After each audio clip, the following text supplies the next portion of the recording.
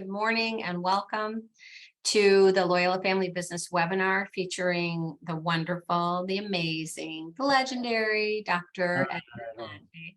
I am Ann Smart, and I'm the director of the Loyola Family Business Center. We're really happy to bring this wonderful, marvelous speaker to you.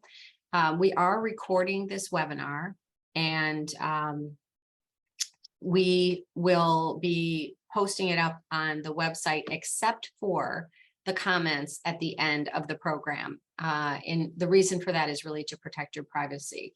The way we're going to run this webinar is Edward's going to talk for about 60 minutes. If you have a question, please raise your hand or put it in the chat, and I can direct it to Edward. The reason we're doing it this way, again, is to sort of protect your privacy. We plan to put this up on our website, and we will also be sending it out to some of the people who registered but were not able to attend today. I hope that works for all of you. And if there is something sensitive that you would like to ask Edward specifically that you don't want recorded or on here, I'll make sure that you have his contact information and you can get a hold of him.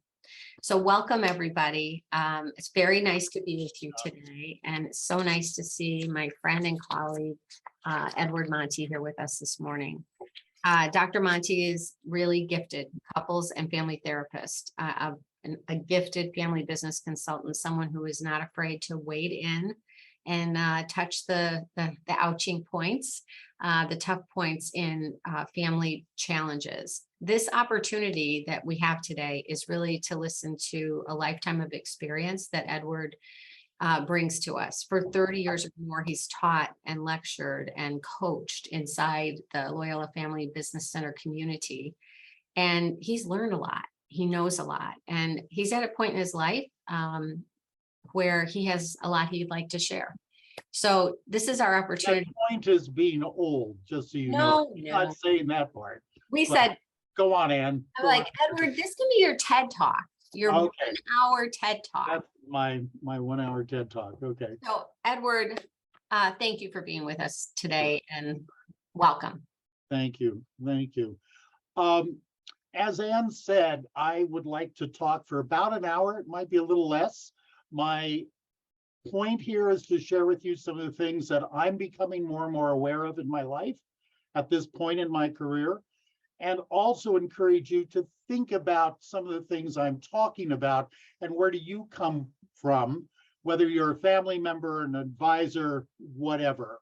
I really would love the dialogue. It's supposed to be a conversation with Edward Monte, not Edward Monte just talking at you, but I can do that. So be careful.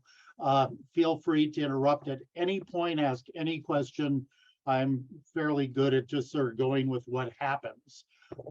As Ann said, I've been actually part of the Family Business Center for now over 30 years, and started out with the Next Generation Institute, where I still teach, and now I'm co-head of the Legacy Institute. So my aging process has sort of moved me into different areas of the Family Business Center. So now I am at the point where I am really thinking about how to share what's underneath the work that I do. What are the beliefs that really inform and guide the work that I do?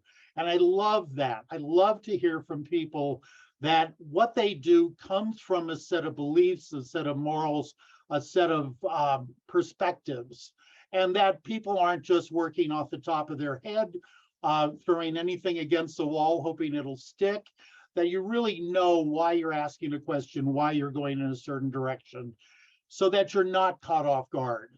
And in a family business, that I really encourage family members to know the same, to really know what it is that guides them, including why in the heck are you in a family business when the general population thinks you're absolutely out of your mind crazy for even thinking about working with your nutty family members. So, and we know the joy and we know the pain of it, but I am a firm believer up front that families are quite wonderful and family businesses are the best. And I've worked in them now for many, many years, and I only feel that more and more.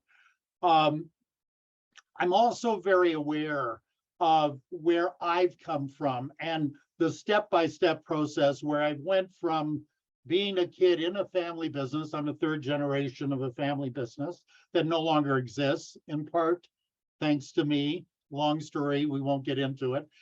Well, we can if you want, but I started there. And then I thought I was going to be a therapist only and a certain type of therapist. And as life went on and education went on and learning went on, very essential pieces of my belief system fell into place, like all of you. That's not unusual. But we learn from what we do. We learn from who we are, what works, what touches us, what perspectives make sense. So I do want to walk through in about 3 minutes. This will be, as Anne said, sort of a quasi very minor TED talk, but it's a very narcissistic exercise because I've been thinking about my legacy and who I am. And part of the Legacy Institute, and there's some people on who are from there, we've really been encouraging people, including Andrew Kite, who co-leads it with me, to think about who we are and how we've gotten there and how have we become who we are. And for me, I turned 71 this year, and the idea of I'm still working, how much longer, I don't know. But what do I want to leave? What do I want people to know that might be valuable? I don't believe, let me put out front, that a lot of what I'm going to say is going to be brand new. You've never heard it, but hopefully you've never heard it in this way. And that there's something that will trigger you to think about how you move in the world professionally and with your family and your family business if you're in one. I grew up in a family business. As I told you, what that did for me is I know how it feels. I know how it feels to be identified in a larger system where that identification is always bigger than you. You're always someone's son, daughter, part of a larger group. Oh, you're the Johnson family. All the Johnsons are good people. All the Johnsons are dicks. You know, and sorry for my language. I'll try to clean it, but it doesn't clean up too much at this age. But, you know, they're wonderful or they're awful, you know? So you're just part of that. And I know how that feels, and I know how it feels to scrap for your own identity. And how do you have your own identity and respect the identity of the larger group? How can you be proud of your family without getting lost in it? How can you add to it in ways that you would like without it somehow overpowering you? So coming from a family business, I knew that well. I went into psychology, my undergraduates in clinical psychology with a sub focus on developmental psychology. It's what I bring to the next generation group, talking about life cycle stages. It's the way I think. It's sequential. There's tasks at every stage. It sort of cleans up what looks like chaos in one's life. And it also, again and again, informs me, how does something make sense? Of course, a 9-year-old would do this. Of course, a 71-year-old would do that. Doesn't mean you're locked in, but it gives some answers to things that look sort of spontaneous and often nonsensical. So I love thinking in terms of life cycle stages. And that came from my undergraduate degree. My master's, I continued in clinical psychology, but went into a program in phenomenology, phenomenological psychology. All that means it's a philosophy that talks about meaning and, again, making sense of nonsense. It always makes sense. Everyone has their own unique perspective. We all give meaning to the world that's very unique to us. This experience right now, I have a very unique experience of what this is like. Each of you have a very different one. You know, in class, when you're in school and you took notes and you shared your notes, despite you're sitting next to the person that you shared your notes with, your notes are very different because what you pick up is from your own personal perspective. But your own personal perspective in phenomenology is also shareable. That parts of it, we can all go, oh yeah, we were on a Zoom call. Oh yeah, Anne said this, Edward said that, Susan said this. We may not get it exactly, but we get the hint of it. So what we do in life for phenomenology is we weave together independent, unique perspectives into a systemic perspective, into a familial perspective, which I've always liked, because so much of what people do in life from a psychological perspective, they end up with pathologizing it and thinking it makes no logical sense. And phenomenology says, no, it always makes sense. You may not like what it means, but it always makes sense. Just keep looking, so that it really helps you to take bad behavior, still bad behavior, but what does it mean? And I worked in abuse for a long time, and there's a lot of sense of men who abuse, there's illogic, it's only power. And then women came into the field and started saying, no, wait, men who abuse have been abused at a very high rate, 80-some%. So maybe the bad behavior is not out of power alone, but out of anxiety, out of fear. And the women who came into that field started asking abusers why they abused. No one had ever bothered doing it. They had been dismissed as evil and power hungry.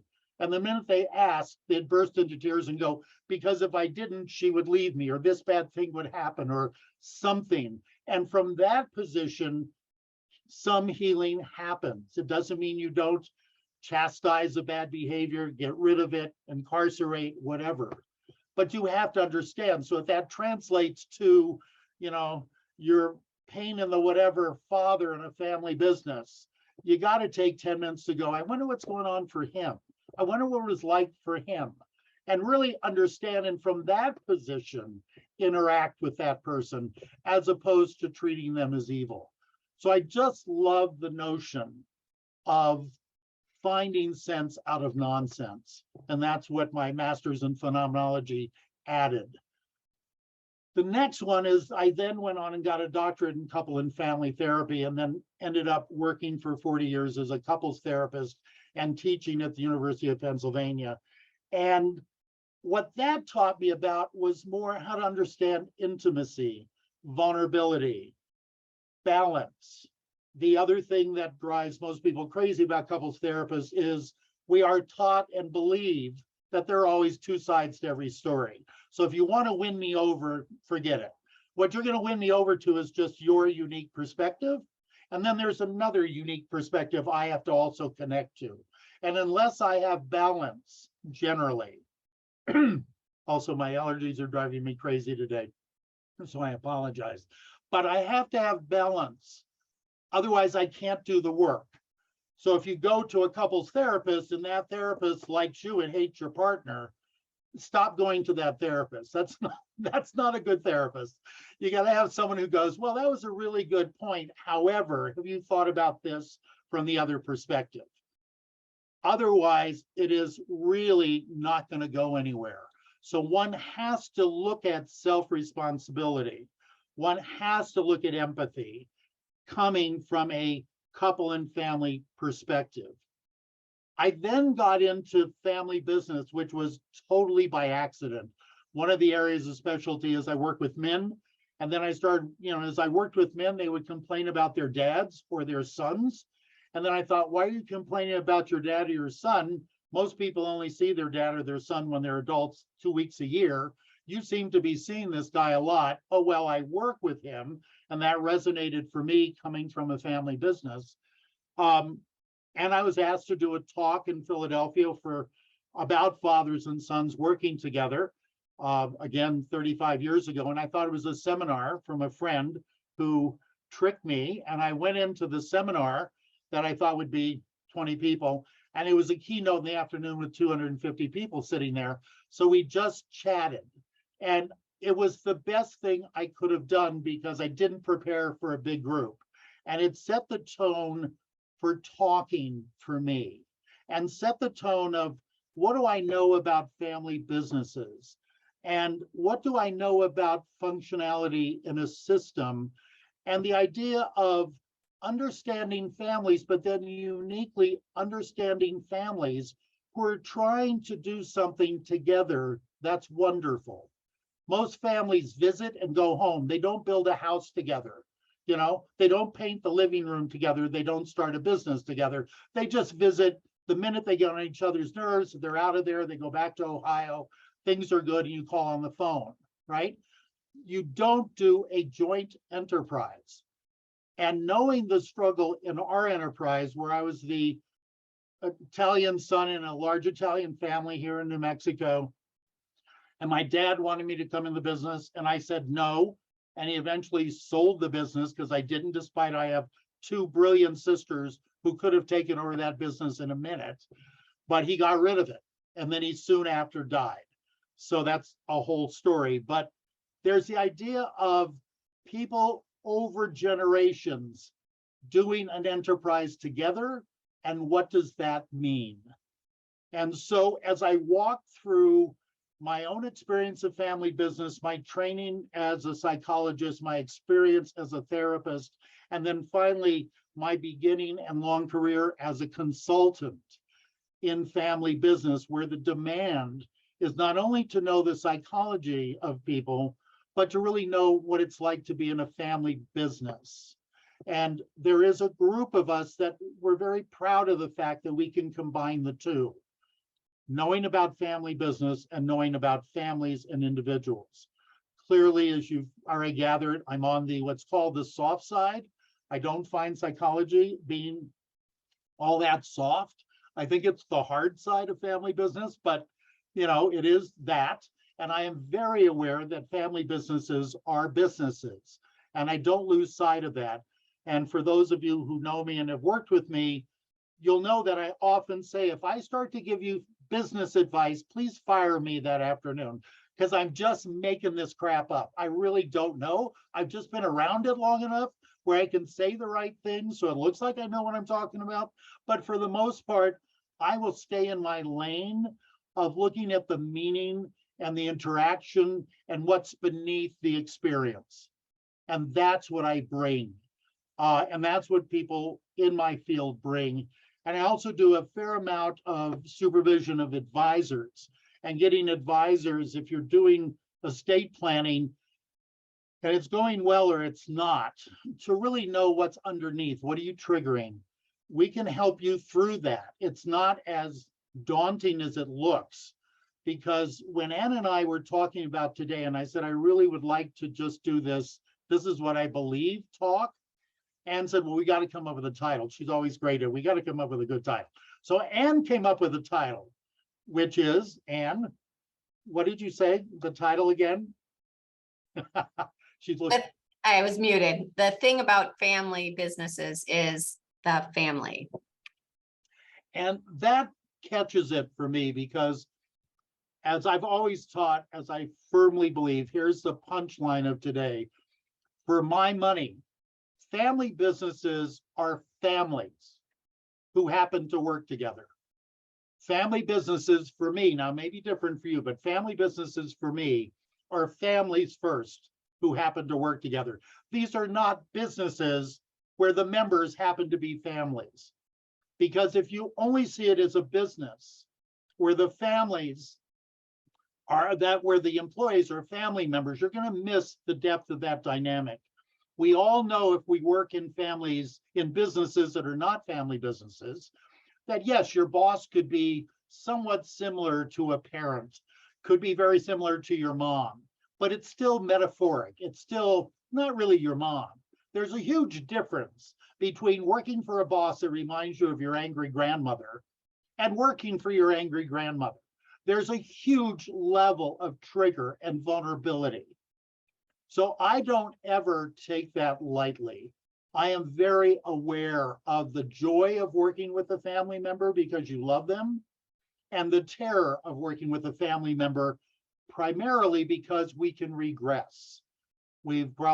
I've had the experience, most people I know have had the experience of being 21, 22, away to college. You feel like an adult. You go home, and within 4 minutes of walking in that door, you're 15, you're triggered, someone raises their eyebrow, you know exactly what your brother is thinking, whether he is or not, and you're off and running. And so what I will do consistently is see the family as a family. The work I do often with families will be, we will meet for a weekend. We won't talk about your business. Your business is of interest later. I want to know, where were you born? How did you interact, what's your birth order, what's your role in the family, what's your position in the family, what job did you have in the family? Did you feel you did it well? If you're always the, irresponsible third child, how would you ever grow up if that's the only way you've been seen? Or as I have run across many times, just did again this week, where I've got a 28-year-old who, as he's described, is an old soul. And what has happened is he's now treating his parents and his two brothers as though they're his children. And he's lecturing them on how they're doing the business, how they're spending money, and then drop the bomb, which is, he said, this is my cross to bear. So it's like, wait, he's only 28, he's a baby. What do you mean he's now in charge of the family and you're chastising your dad? Bad behavior, even though everyone applauds him for being incredibly bright and capable, but it terrifies me that this little boy is walking through the world thinking he's in charge. And oh my God, there's even a word for that in family therapy. It's called parentification. You take a 3-year-old and it's up to them to choose the restaurant for the evening. That's treating the 3-year-old like the parent. When that child grows up, they are filled with anxiety. They may have the skill to run a family, but they're always feeling like they're not doing it right. And it's a burden, and it's absolutely flooded with anxiety. So you have to begin looking at, how do families play out their roles within a family business? And what meaning is given? So if we go back to phenomenology and we go back to the creation and the co-creation of meaning, and then we go to the notion of a family business, and what does it mean to be in a family business? So there are many definitions, and I won't hit it all, but family businesses are usually seen ideally as collaborative, cooperative, inclusive, democratic to a point. Yes, there's a hierarchy by virtue of age and role, but there's also great respect and wanting the group to make the decision. Not exactly a Quaker meeting, but pretty darn close. We're in this together, and together we're going to decide where we're going. That's a family business. People get tired of me saying this, and I've had some people say, don't ask that of a family. I never walk into a family business without turning to them and saying, you sure this is a family business? Because most family businesses I walk into now, very specific population, they've called someone like me in, are not really yet family businesses. Is this a family business as I just described it? Or is this your parents' business where you get to work? Or is this your business where you allow the kids to work? And how do we then go from that model to truly being a family business? And I think most families in family business are in process of becoming that ideal of a family business, and get there or not. It's like, being self-actualized. I always love that in psychology, which was sort of the bane of everybody's existence. You'll never get there. There's 3 people in Kansas that are probably self-actualized, and the rest of us are a mess. But we try to get there, right? We just try to get there. And so being a family business, we're always in the process of really trying to be this organization that works together on as respectful and equal a footing as we can. But if we go back to the developmental part, to truly be a family business demands maturity. It demands that the children are mature enough to sit in the room and make decisions. It demands that the parents are mature enough to allow that and not to hold on to power out of terror of being made irrelevant or being overcome. So it's everyone working hard to go, okay, why do I find joint meetings with my dad, my mom, my son, my daughter, my nephew to be so scary? What am I feeling is going to happen that is negative here? So I really see it all in process. I believe that family businesses are always trying to become exactly that. And one of the major pieces, which every advisor on the call knows, and most of you know in family business, the idea of succession for me is the belief that succession is that attempt to become a family business. Even if you're third or fourth generation, you're still, if you look at some of these fourth or fifth generation families, it's still one person in charge.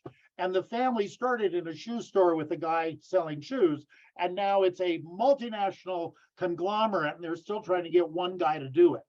And then you say, well, maybe you need to get co-presidency. Oh, no, that never works. Well, it never works between men because we're taught to compete. But really, it actually does work. Committees do work. Women have taught us that since World War II, when all the men went away and the women got into think tanks and thought together how to run things, and they did a great job. Co-presidents, co-leaders can work if maturity is there, if self-awareness is there.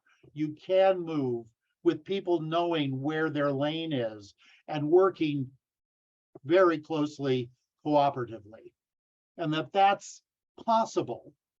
But you need to then look at some gender issues. We'll get to that later.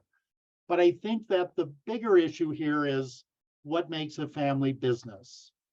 And I will go out on a ledge and say family businesses emerge out of families loving each other. Now, one could argue family businesses, particularly since most family businesses are still headed by men and have been for generations. The argument would be, no, most family businesses come out of some male narcissism about being immortal. So if I just keep this darn thing going and I bring some kids in to support me in doing it, I will never die. All right, I sort of get that. But that will only get you so far. I think the majority of people, and I would leap forward and say the majority of you on the call, now you're part of family business, you're coming to learn, so I do get, again, it's a specific population. You're in a family business, or you're even working with a family business out of love. You love your family, for God's sakes. Why else would you do it? Why else would you want your son, your daughter to come in? Why else would you want to work next to your parent? And most kids will talk about, I want to be them in part. And the parents saying, I really want to encourage them to move forward. The idea of, for women, nurturance, raising children to be us and surpass us is a very female piece. Men get to it later. We get to something called generativity, looking at the next generation, not being threatened by them, and seeing them as our replacement and encouraging them to move forward and possibly even surpassing us. But all of that is out of love of family. And if you miss that and you don't believe in that, I frankly don't know how you can work with a family. You have to look at the fact that these people love each other, and I'll get into it in a moment, but that raises a whole other boatload of issues, some not so pretty. But let's start with, why else would you work with each other this closely unless you loved each other? And if you don't, go away. If you really don't love your mom or your daughter, be brave enough to say that and kick them out of your life and move on, but certainly don't work with them and then abuse them every day. Okay? But for the most part, we're there because we love each other, and that raises the stakes. Because along with love that brings you into a family business, and along with the love that creates ongoing, the other thing that most of us ignore is the trauma of being in a successful family business. Cross-culturally, they talk a lot about, behind every successful person is a neglected partner and child or children. Because if you've actually built something as big as most people in family businesses build in this group, somebody got neglected somewhere. Somebody raised the kids more than you did on a Tuesday. Some baseball game was missed. And I would argue stuff happens. Okay, let's find the one family again in Kansas where they did it right and the parents never made a mistake. Okay, it doesn't exist, guys, but really when you're so busy building something, you're going to miss out on something else. And we could flip that around to say, if you've devoted your entire life to your kids, you've missed your own differentiation. You've missed really launching them as independent human beings. So we want to get in the middle, but family businesses over generations creates a lot of trauma. And there's a lot of PTSD in families. And they come by it very legitimately, whether it's out of neglect, abandonment, or the notion of the Johnson family is perfect, so you better darn well be perfect. And if you're not, I will attack you. So that there's this standard we have in the community. It's living large, it's living publicly. And that creates a great deal of damage in the life cycle of children, and it creates a lot of damage in adults. If your role at 70 is being the only adult in the room who's responsible for everybody, and your terror that someone's going to step out of place, it will actually destroy you. You will become a monster. You will become someone who no longer looks as though they have a soul, or they have a life, or they have any empathy for anyone. So we have to look at the cost of being in a family business. It's huge, but it's the cost of being a bigger than life family, period. And it's a cost of being in a family where balance and moderation has been sacrificed for something else. To get to the gender just a bit, working with men most of my career, we have been taught to compete. And I've said this in many different forums here. But men in this culture, even today, we are really valued for what we produce. We really are valued by how well we compete. We're not that valued by how wonderful we are as men. You know, you can be the sweetest guy in the world. Chris, sorry, you're on video, so I get to pick on you. But, you know, if Chris is a sweet guy who just is the nicest guy, the best dad in the world, and he makes about $18,000 a year, there won't be a neighbor that doesn't say, oh my God, his poor partner. You know, he's a nice guy, but, you know, he only makes $18,000 a year. And if Stephen is just, sorry, a dick, but makes $20 billion a year, right? Everybody go, well, he is sort of a dick, but oh my God, he's such a good provider. He paid for all of his grandchildren's education, and he's a pillar of the community. We're really valued for that, guys. Where women are valued for their heart. Women are valued for their nurturance. Not so much valued for their production, but certainly in the community, but very valued for how they nurture us, right? So the split can be very dangerous. And men buy into this thing of competing. I am still in the middle of writing something where the title of the chapter is Men Will Eat Their Young. They will step over, they will eat their young, they will kill their young to compete and end up on top. You know, it's the, sorry for anyone in a legacy group where you're 97. You know, I had a guy who was literally 81, put together a 15-year business plan with him in the middle of it.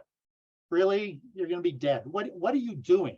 Well, what he's doing is he has to hold it together. He has to compete. That's his only identity. Think about retirement. Women retire far better. They also have another job to go to. They are known for their nurturance. If the only thing we're known for as men is production, well, what is retirement but death and irrelevancy? Loss of power. What is succession? Death. What is succession in the younger generation? Opportunity. Loss of parent. That's sad. But yay, I get to run something. I get to compete if I'm a male. I get to take care of something if I'm a female. But for men in retirement, it's about death and irrelevancy. So we don't want to talk about it. We just don't want to go there. So we have to consistently look at what's underneath. And I think that's the next piece of this, that family businesses are family first. And I would say only at the beginning. You need to understand that. And that the great deal of human experience goes on underneath. There's a meaning underneath things. And you're not to take it lightly. Try to really fight against being simple and superficial, because you're going to miss something. I love taking complex theories and making them simple. I love that, but I don't want to miss so many nuances that the theory I'm now presenting is irrelevant. So I want to know what's underneath. as an outsider working with a family. But what I also know is that if we look at love, vulnerability, intimacy in family businesses, we also look at vulnerability. All of that leaves us at risk of being hurt, abandoned, shamed, judged. So when you think about your family, whether you're an advisor or in a family business, what is the reputation? You know, did mom, as I had in my family, extended family, in-law family, someone older female who would say, I just have to say, and you knew the next thing out of her mouth was going to be, really, Ann, you're going to wear that tan sweater today? You think you look good in that, right? Would never be, oh my God, Ann, you look so good in that tan sweater. You know, so I just have to say, I just have to comment, I just have to talk to you, is usually, oh my God, something horrible is going to come. And so what's underneath that we need to talk about, what someone is truly feeling, the fear when you're intimate, well-researched, is that what's underneath is horrible. And if you think about family businesses and families who are successful, we're never to talk about what's not good, because that's really what's important. And that's really the truth, and not a balance of what's good and what's not good. It's always better in a family business to look good rather than feel good. Just is. Just shut up, put a smile on your face, go to the meeting and get through it. And everybody will applaud, and they won't know that you don't like each other, or that your feelings are hurt, or you're not that smart. Okay?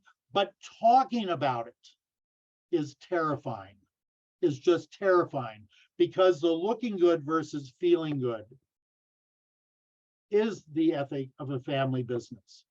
It's how we succeeded. A lot of it was smoke and mirrors. I have an incredibly successful client who for years rented a Mercedes to go to meetings, but he really drove a Dodge. Everything was smoke and mirrors. He's now 30 years in, a billionaire, and still goes around feeling like he's looking better than he actually is. And it's been the advisor's job to go, no, really, now you are the guy who can afford a Mercedes. You don't need to rent. But he still has that sense of conning everyone around him to believe that he is something he's not, when he has, in fact, achieved it. And families do that in family businesses. And it's advisors like me that have to come in and go, we need to start talking about real things and watching everyone just close down. Because real things always mean the dirt, always means the challenge, always means the deficit.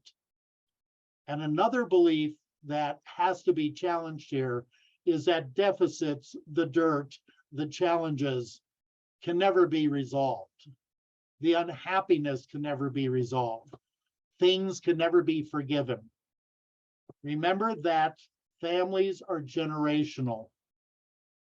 How many of you have wings of your extended family you don't talk to because your grandfather didn't like his brother, so that whole wing is gone? Really, haven't you thought to call your cousin? He sounds like a really cool guy. What would happen if you did? Well, I would violate this rule. I would betray my dead great-grandfather. Really? Call your cousin, for God's sake. Why don't you reconnect? But it is generational. The beliefs about who we are, who's good, who's bad, who's evil, who's not smart enough, comes down the pike. And whether or not we intellectually know it, it's in our gut. It's who can you trust to be on the team or not be on the team? Who's inside, who's outside? And that has to be challenged. That can only be challenged if you talk about it. So I will make the argument that I believe family businesses are fiercely intimate. I don't know how more intimate you could be than to be an adult and show the people that you love all sides of you. So kids go into family business and suddenly realize mom's not perfect, or dad makes mistakes, or the kid can't do math, or the kid doesn't have any spatial relations. ability, even though we're in real estate and he should know X and he doesn't. Who would put themselves in that position when you can stand back and pretend there's nothing wrong with you? The other side is you work with parents and you realize, oh my God, look how amazing these people are. Or you get your kid who's 28 and you put him in a room and he negotiates a deal just out of his sheer talent and goodness. It's just amazing. But we're always afraid in family businesses that we're going to be found out wanting, that we're going to be found out that we're not good enough. So the belief is, let's not talk about it. And advisors who want to get a job done, businessmen and women who just want to get something accomplished, love that. Let's not spend a lot of time in a meeting processing anything. We're just going to go to our action plan. And for an advisor like me, when I hear those two words, my head blows off my shoulders because we're so busy making decisions and moving forward. We're doing no research. We have no idea what we're doing, but we're going to go to an action plan. Well, if you're going to put, sorry, Chris, you're back there. Chris and Stephen are brothers. We're going to put them together on this project. And you haven't ever asked, so did you get along when you were 9? Where is that competition? How well do you work together? What does Chris do neurologically in his thinking? What do you do, Stephen? Can you guys be complementary to each other? There's so much research to do. Drop the action plan and do some research as you would in any other part of your business. But when it comes to human capital of family members, you just move forward as though it's going to work. Remember, most businesses without family members do national searches for every position. In a family business, we've got Susie, Bill, and Harry. So one of them has to be chairman, one of them has to be CEO, and one has to be CFO. Go. Wait a minute. Are they even talented enough to do that? Is that the best placement for them? Are you going to be losing talent by forcing this kid in? I have another family where the brother, who's now 68 and has been in the back room with a visor on his head for the last 50 years, doing the books, doesn't do math well. He has ADD. He barely gets through it, but he does well enough, and he's been doing it for 50 years. He looks like he's competent. He just went down with illness, and they walked in his office and realized it was a mess. It's been smoke and mirrors. And this guy is a phenomenally creative soul who had been great in HR if anyone had asked back in 1958, right? So we're going to miss out on talent if we don't get to know who people are as adults. I'm a great believer in my practice. I work with a neuropsychologist, have for 30 years. If I can get you tested, I'll do it because I want to know what your strengths are. I want to know what your weaknesses are. I want to be able to have complementarity and how you work together. But all of that demands that we talk. I'm a firm believer in locking people in a room and talking.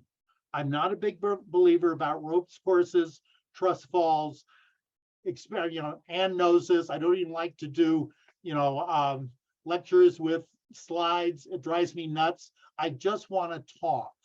So, and it came from me. My dad and I, when I didn't go in the business, he got sick. I sat at Mayo Clinic with him for 4 weeks. We hardly spoke and we were very close. He was very hurt. And there was a moment when, locked in this room because we couldn't get out, we started to talk. And very quickly we unraveled what he was feeling, what I was feeling, and it was okay. Took a while, but it was okay. And that's the belief that I have, that if you get people to just have the conversation and make it a long conversation, not a 10-minute conversation, it's finish the conversation. What does Mary want and what does Stephen want? You may say 2 words. No, say 100, and then go off and have coffee and keep talking till you come to a co-created meaning, a woven together tapestry of how you both can see the world together. That's the end product. It's not a quick conversation and an action plan. But again, to get people to talk puts them in a very vulnerable position, because let's talk equals I'm in trouble. Let's talk equals I'm going to be abused, chastised, diminished. versus let's talk about what your strengths are. Let's talk about what you're not good at. We're all good at something and we're all terrible at something. I have no math skills at all, major deficit. I could get through a doctorate with tutoring like crazy to get through a stats course. I aced it, got to the door, and every bit of that knowledge went out of my head. I just had it for that brief shining moment, but do not ask me to do anything other add and subtract, and usually I'll grab a calculator. But I can do this because I'm visual and I'm verbal, and that's my strength. But I can't add or subtract, and don't ask me to do, anything beyond that. I can't even describe what's beyond that because I don't know. So we need to know that with everyone in the family, and we need to be able to talk about it, but we can't if you're shamed. We can't if you don't feel good enough. We can't if you don't tell your kids realistically what they're good at and what they're not. I will tell you up front, do not ever tell your kids they can do anything. Do not ever just praise your kids. Do not ever just shame your kids. Because if you tell your kids they can do everything and they begin to believe it, and we've all seen people like this, you know how annoying that is? Because half of them are incompetent, but they're still trying to do it and telling you how to do it. We need to know what our boundaries are. We need to know what we're good at and what we're not, because we need to cooperate. We need to be in a system in a family business where if I don't do math well and Ann does, I'll go, Ann, could you do that? And if Ann's short-term memory sucks, but I have really good short-term memory, she'll go, Edward, what happened in the meeting yesterday? And together we'll move through the world. That's the trick. And that's a belief about being in a family, being intimate, being in a relationship. All of you, your best friend, your lover, your partner, your spouse, mostly are complementary. The best, healthiest relationships, having taught this for 40 years, and any couple is complementary pairing. If you're exactly alike, if you both do math a lot and you're not very social, that may sort of seem comfortable, those relationships end. It's the ones where you don't have a lot in common, but you match up pretty well and together you can move through the world. That's what we're looking for. And that's what you're looking for in a family business. How do we weave together all these people? Not an easy thing, because most people are told you should be able to do everything. And for God's sakes, don't trust anyone who's going to help you. Don't go to therapy. Don't go to a consultant. Don't learn anything. If you go to graduate school, no, they're all academics. They really don't know the real world, et cetera, right? So I lost count, including my dad, who said education's important. You come home and go, Dad, I know this. And he goes, oh, you think you're so smart, you went to college. What, really? Yes, I did go to college and I do know that, but you know this. We don't have to compete. All right. And that's not easy, because competition is the backbone of business, because business is run by men. And we need to look at how that is changing as women come in, and come in as leaders, not support. So the difference between, even in retirement, the difference between female-run family businesses and how they do succession is far more successful than male-run businesses, because the competition edge isn't there. If women really get kudos for raising children who grow and surpass them, succession is a joy, because I want to step aside so you can shine. Not if I step aside, I won't exist anymore, therefore I'll stay in here and compete. So we have to look at that. I also think that as we go along, let me check. Yeah, we've got about 5-10 minutes. As we go along in terms of what's important in a family business, is there's a concept I talk about a lot. It's a belief in benign intent. It's on the list of what makes a healthy marriage, from a guy named Jerry Lewis, not the guy you're thinking of, but Jerry Lewis, the couples therapist researcher in the 50s and early 60s. And he stated a lot of things. Permeability, the fact that you can go to someone and they'll hear you, transparency, that there aren't a lot of secrets in a system, in a marriage, that you're as transparent as you can be. Both are exceptionally important. But the one I really hold on to is a belief in benign intent. So if Stephen does something hurtful to me in the morning, I have to believe that's just being stupid and thoughtless. I don't want to believe that Stephen woke up and said, how can I hurt Edward? Oh, I know. I'll call him fat and stupid. I'll do that at 8 o'clock and that's what I'm going to do. Let me plan for it. And it's malicious intent. Most of us just do careless, stupid things, guys. And it's benign intent. It still hurts, but it's benign intent. And getting someone in a family, particularly a competitive family, and a family business where trauma, neglect, abandonment, shaming has taken place, you move from that moment forward, believing everyone's out to get you. Everyone is strategically planning to bring you down.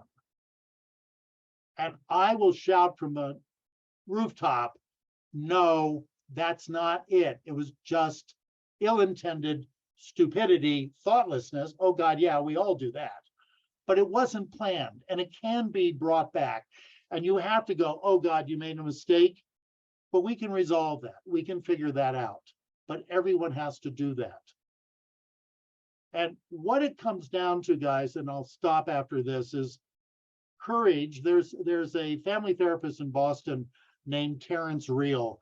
And for all of his work, I'm mixed on, but he came up with this brilliant statement that people have to have the courage to be intimate.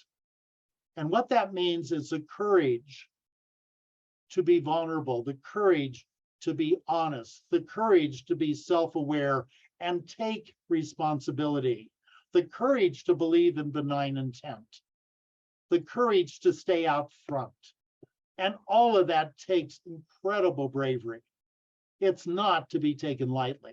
It sounds good, we're going to be intimate, until you get there. As everyone knows, there's a honeymoon phase always, and it ends the minute people get hurt or something gets triggered and they pull back and the intimacy starts to implode.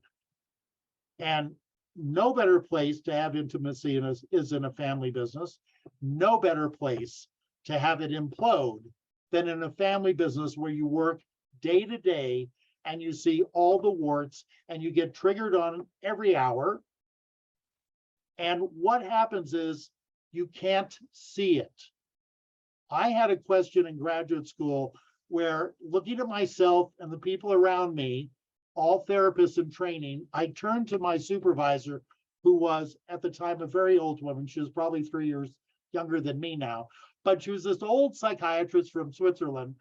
And I said, Dr. Schweitzer, how is it that we're all so good at seeing people's stuff, and yet we're so crazy if we don't know anything about ourselves? I mean, I can sit with Chris and I can yapper away about your family, and then you'll look at me and go, well, what about yours, Edward? And I'll go, I don't know. I don't know. It doesn't make any sense. And without skipping a beat, I still remember she was looking down. She looks up and goes, doctors don't take out their own gallbladders. It hurts. You're too close. You know, you can take someone else's gallbladder out because there's no pain. You can't take out your own. You're way too close to it. And that's the trick, that we're too close to our own stuff, but we're not too close to yours. So having outsiders, friend, family, therapist, consultant, teacher, anyone, put their eyes on you and your family is incredibly valuable.